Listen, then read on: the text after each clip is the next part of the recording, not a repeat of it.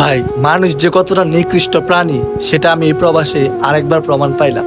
তো আপনারা জানেন যে বর্তমানে আমার কোনো কাজ নাই, আমি বেকার আছি।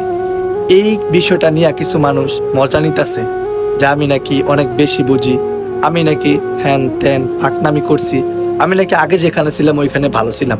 দেখেন ভাই, আমার লাইফের প্রত্যেকটা ডিসিশন আমি নিজেই নিব, এটাই স্বাভাবিক। তো আমি তো বলছি না যে আমি আগে যেখানে ছিলাম ওই কোম্পানির নামে এখন পর্যন্ত কোনো বদনাম করি নাই। শুধু এতটুকুই বলছি যে ওই কোম্পানিতে ডিউটি অনেক বেশি এবং স্যালারি কম।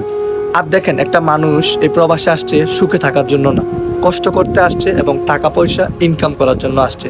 তো আমি যদি সুখে থাইকা তারপর টাকা কম কামাই, সেটা আমার প্রয়োজন না। আমি কষ্ট করে 2 টাকা বেশি ইনকাম করলাম, এটাই হচ্ছে আসল কথা।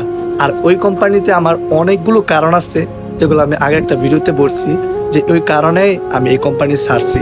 একে তো আমাকে টিকামা দেয় নাই, আমার থেকে কাফেলার টাকা নিয়ে ওই টাকা মায়েরা দিচ্ছে। আর এক হচ্ছে আমি ওই কোম্পানিতে যার মাধ্যমে ঢুকছি সে আমার আপন লোক।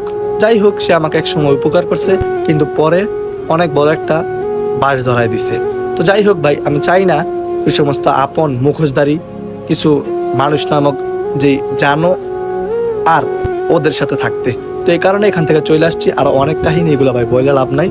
তো যাই হোক, আপনারা যারা আমাকে নিয়ে মজা নিতেছেন, ট্রল করতেছেন, করেন, কোনো সমস্যা নেই। আল্লাহ ভরসা, আল্লাহ যেহেতু এই প্রবাসে আনছে উনি একটা ব্যবস্থা করবে।